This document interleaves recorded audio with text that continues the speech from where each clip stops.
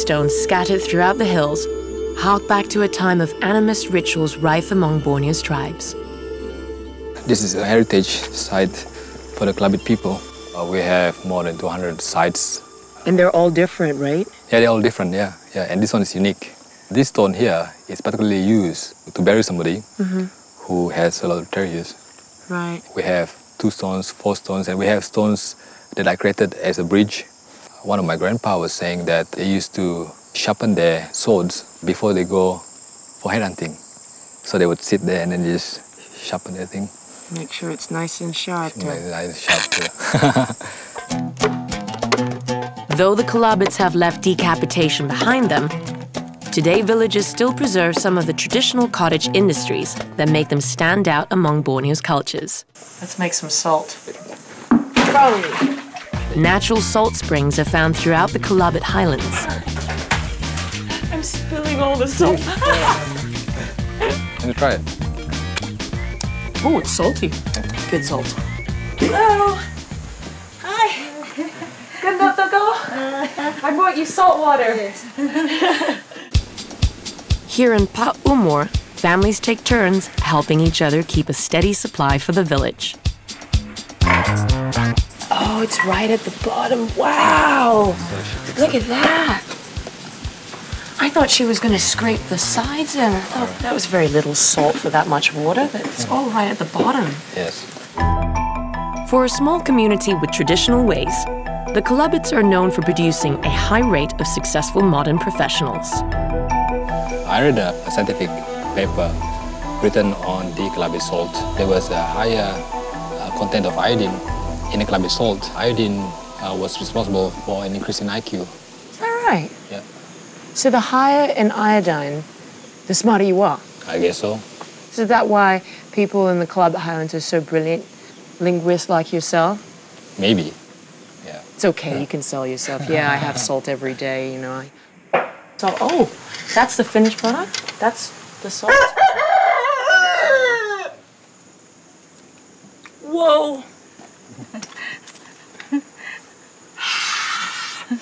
Salty indeed. You feel more intelligent? Yes, I'm definitely smarter than you now. Okay. With my newfound intelligence, I'm put to work helping the ladies of Barrio archive their traditional jewelry. 201 yellow beads. I'm not too sure. 201, does that sound right? Because the first line will be 100, the next one will be 101. See, I didn't think that way. Yeah. I didn't have enough salt today. Okay. The ladies here grew up learning from their mothers where every single bead came from, linking them to tales of their ancestry. How old are some of these? That's what I also want to find out. You have to ask these ladies, yeah. So that's why you're here? Yeah.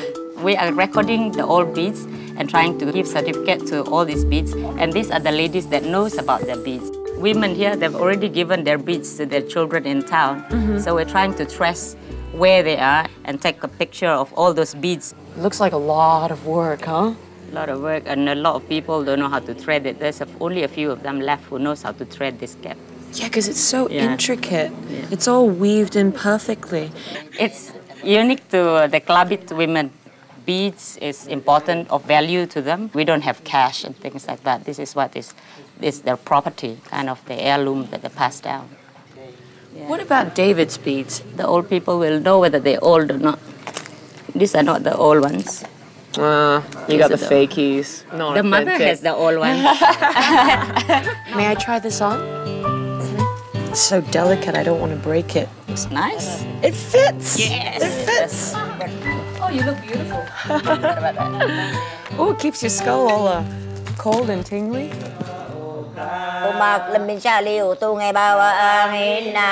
I begin to understand the fascination anthropologists have with how isolation and altitude shape such a unique culture. But one thing common among all Sarawak's tribes is their incredibly warm hospitality. Thank you. Hey. Next up, I head to Sabah, where surviving life at altitude requires me to seize life with extra fortitude. And my body all healthy and fit and strong. I'm sorry.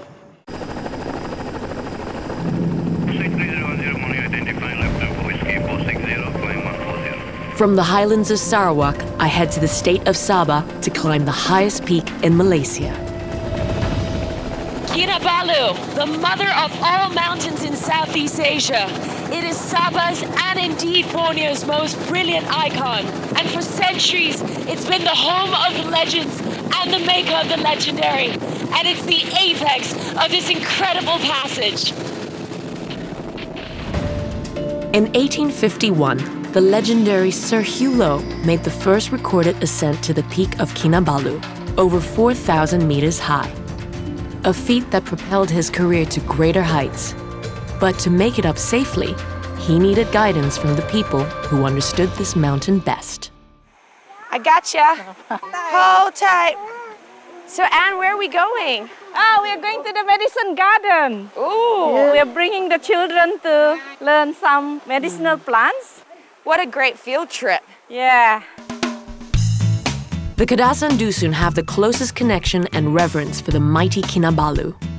Keeping the traditional bonds with their natural surroundings alive is what Anne Lasimbang is helping to do in the Kadasan villages.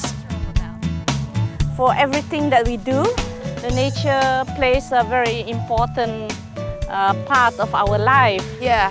In ritual, in healing, it's part of also our spirituality. So you don't need a modern doctor. You have all the medicine in this jungle Oh, here. yeah, we have all here. That's why we hope that our children will also learn about this, and this will be passed on to the next generation. What is this, for example, here, Regina? Mangawong. This tree is called mangawong. And what is this used for? For snake bite. Really? Is there any plant for mosquitoes? Called lumununu tree. It's always shedding its Bark, yeah, and it's always young. Oh. It can maintain your youth. I like this tree. It's my favorite tree. Yeah. This plant is called the ritual plants. It has 7 different kind of plants. This is the super juice here. 7 plants to get me up Mount Kinabalu.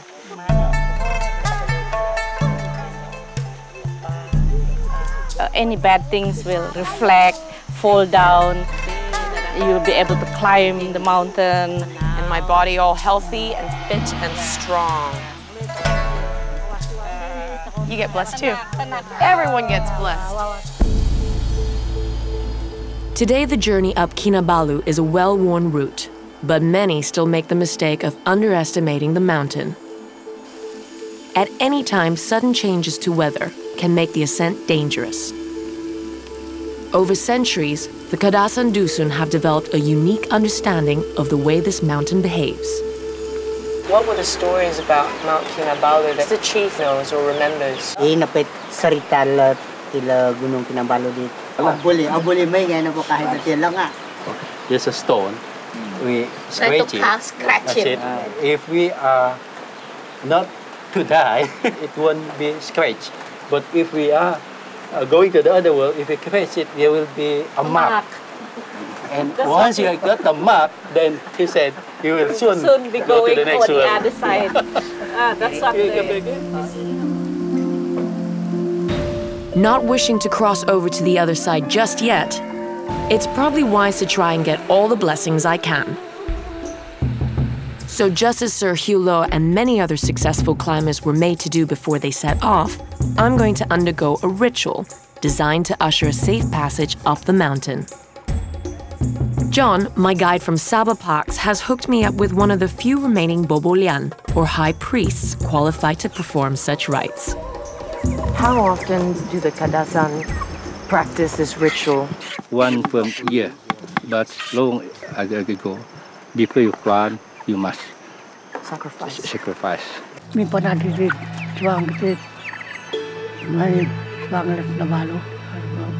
Lupa, Padapok may magtulungan kasanangan kahit dat tidak kaya datangkan kahit dat padalang langit pandat ko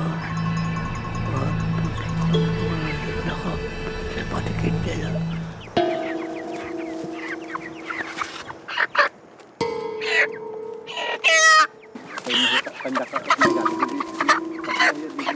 It's like the epitome of calm. I'm totally freaking out here.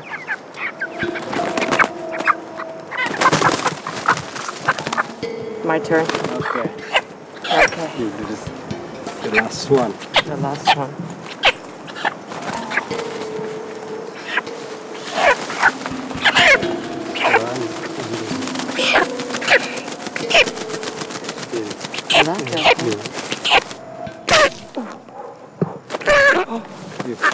Okay. I'm sorry. I'm sorry, chicken. I've never killed a chicken before. That was my first time killing a chicken.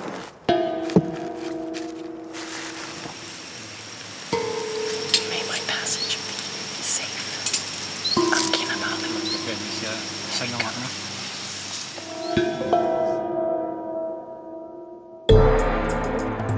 For most climbers, the route up Mount Kinabalu starts from Tim Pohon Gate, near the Sabah Park's headquarters in Kundasang. From here, it's an 8.7-kilometer trail to the summit. The journey is usually broken with an overnight rest at the 6-kilometer mark called Laban Rata. For the average climber, the entire route can be completed in under 10 hours. That sounds reasonable. What's that all about? International Climathon 2009. People run up to... Yes. But the original Climathon start at only for park stop. So it started out as a rescue effort, then it became a recreational competition to see how fast you could climb up Kinabalu and back down. In 2 hours and 40 minutes? Yep. That's the men category. Women category, 3 hours and 20 minutes. Yeah. You think I can do that? Yeah. Me? 3 and 20. Oh, I don't know. I don't know, boys. A bit rough. Declared the first UNESCO World Heritage Site in Malaysia, Kinabalu is a protected national park with over 4,500 species of plants and 326 species of birds, making it one of the most important biological sites in the world. That's a pretty flower. Kinabalu balsam. Flowers is only in Kinabalu. Boleh makan? Yeah, the sweet and sour. Let's try it. Sedap. Sweet. Oh, sure. You can see. Yeah. Boleh. He's poisoning me. Tinggi-tinggi gunung Kinabalu. Okay, you know? Tinggi sayang Saya sama kamu. Pergi jauh naik Kinabalu. Hati saya rindu. Okay. You sound great.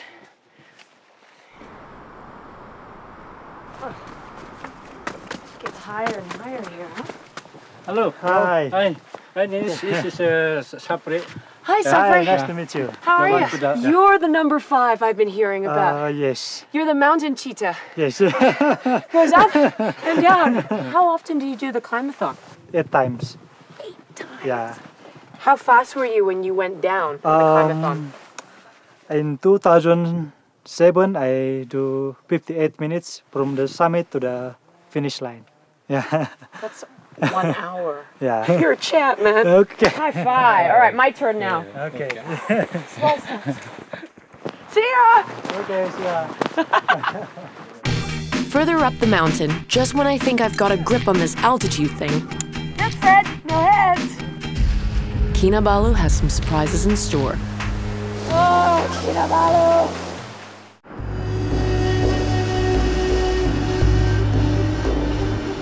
I press on, making my way up the mighty Mount Kinabalu. On terrain like this, it doesn't matter how fit you are. If you haven't got a handle on altitude conditioning, it's going to catch up with you at some point. I'm out of breath. Why am I feeling this way?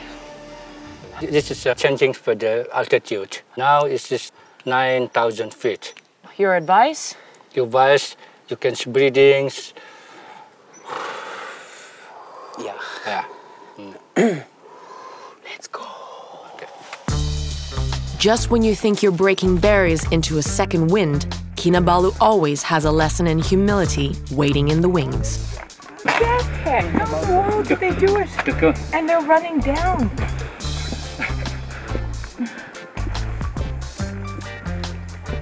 The porters of Mount Kinabalu are legendary. Carrying loads of up to 50 kilos, some make 2 trips up and down the mountain on the same day.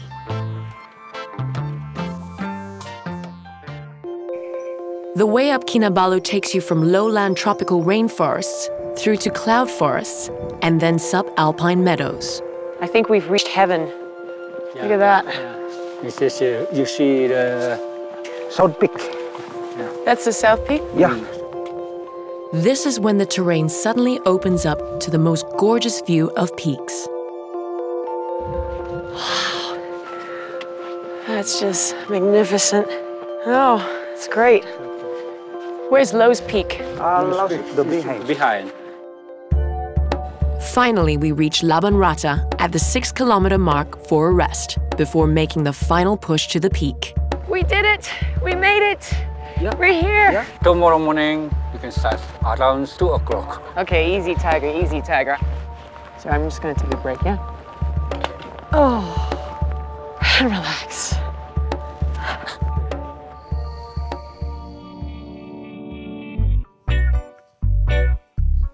What most climbers do the next morning is head straight for the summit. But before I do that, John suggests trying a new addition to the Kinabalu experience. This is the world's highest BF Rata and first in Asia so far. Before we start this activity, we have to wear our gear as our safety. Harness first, certified from Ooh, baby. Yes. Rock solid. Yes. Oh, that was a brain squeeze. Okay, I'm ready to go. Now what? So, don't go anywhere first. What's up in the world? Via Ferrata, the Iron Road, is a steel cable circuit around the steep granite surface that lets you walk around literally hanging off the side of the mountain 4,000 meters high.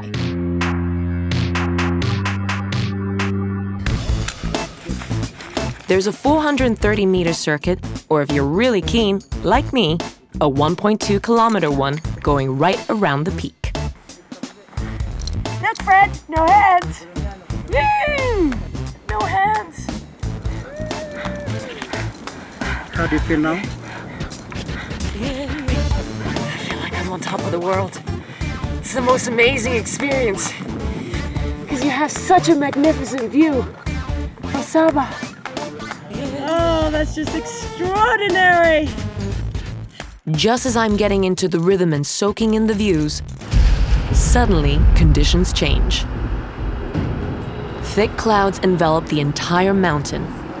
This is when Kinabalu starts to ask you what you're made of. I can't see. Okay, just confident Dennis. You might hold the cable now, just like we're doing just now.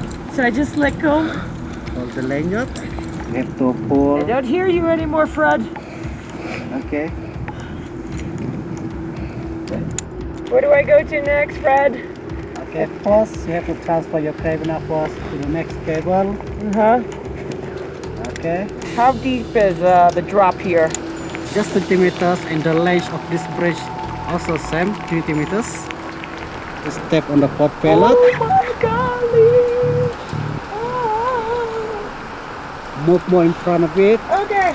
Okay, you can just continue to walk just like that. Dear Spirit, Kinabalu, give me a safe passage.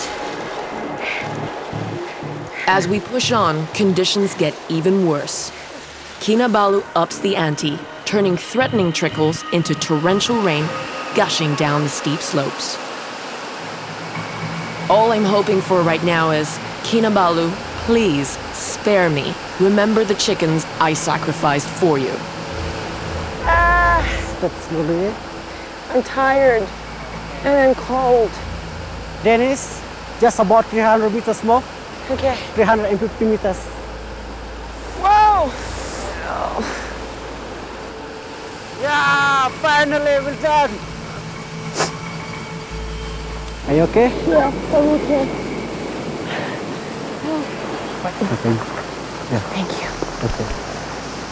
Thanks, Fred. Oh, Kinabalu! With the intensity of the Via Ferrata experience, my respect for this mountain grows with every step. For the final push to the summit, I'm joined by Safri, the Climathon runner. This is like a playground for you, isn't it? Yeah. If you're climbing, just walk small step and then don't take a long break. You must keep going. Yeah, I'm focused slow on and that. steady. Yes. Slow and steady. Yeah. So where are we now? We're at kilometer 8. It's another 700 meters from here to the summit. You know, Safri, you climbed this mountain so many times. Is this mountain still special to you? Yeah, I like this mountain. It's a nice view, yeah. When you reach at the summit, you can see around Sabah.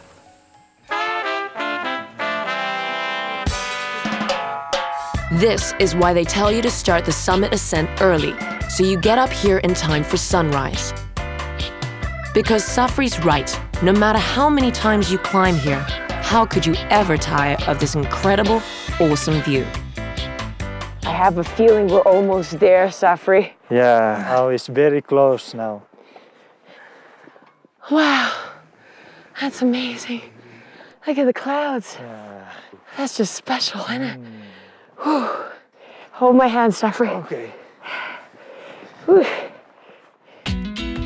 From the hill stations and jungles of the peninsula to the highland tribes and the mother of all mountains of the east, there's something special about life at altitude in Malaysia.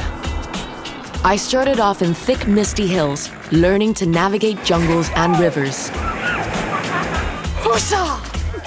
Discovering the secrets and gifts of the high life. It fits! And plunging into experiences that push me to peaks I never thought I would conquer. See ya! That's just magnificent. That was the scariest thing of my life. And what better way to end this journey right here above the clouds and the land below the winds. We made it! We made it to the top!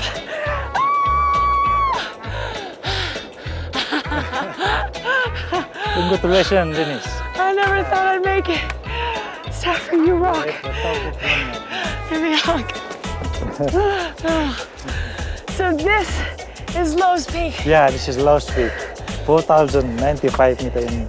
Thousands of people climb this mountain every year, but no one makes it up here without connecting with the people who care for it.